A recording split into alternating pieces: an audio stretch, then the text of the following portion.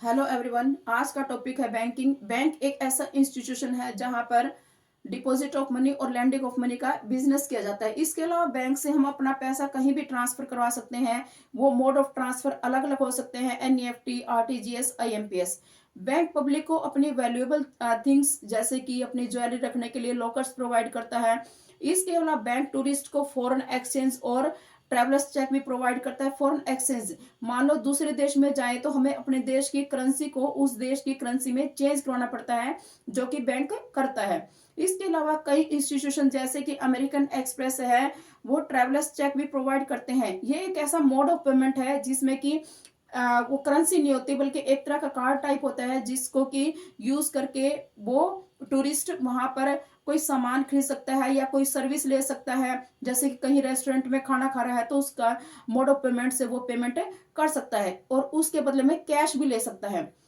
इसके अलावा बैंक जो है फॉर जो पब्लिक यूटिलिटी सर्विसेज हैं, जैसे कि इलेक्ट्रिसिटी बिल है, वाटर बिल है, या एम्प्लॉयज की सैलरी है, सेल टैक्स है, हाउस टैक्स है, जो उसके लिए भी पेमेंट एक्सेप्ट करता है। बैंक में mainly saving account, current account, fix deposit account और रैकरिंग डिपॉजिट अकाउंट होते हैं। सेविंग अकाउंट जीरो से लेके अपर आप कितना भी जमा करवा सकते हो। जीरो जो बैलेंस वाला अकाउंट होता है मेनली स्टूडेंट्स के लिए होता है। इसमें सेविंग अकाउंट में आप कभी भी पैसा जमा करवा सकते हो और कभी भी विड्रॉ कर सकते हो। करंट अकाउंट बिजनेसमैन के लिए होता है और फिक्स डिपॉजिट अकाउंट में आपको एक बार में लमसम अमाउंट जमा करवाने होते हैं और सर्टेन टाइम पीरियड के लिए।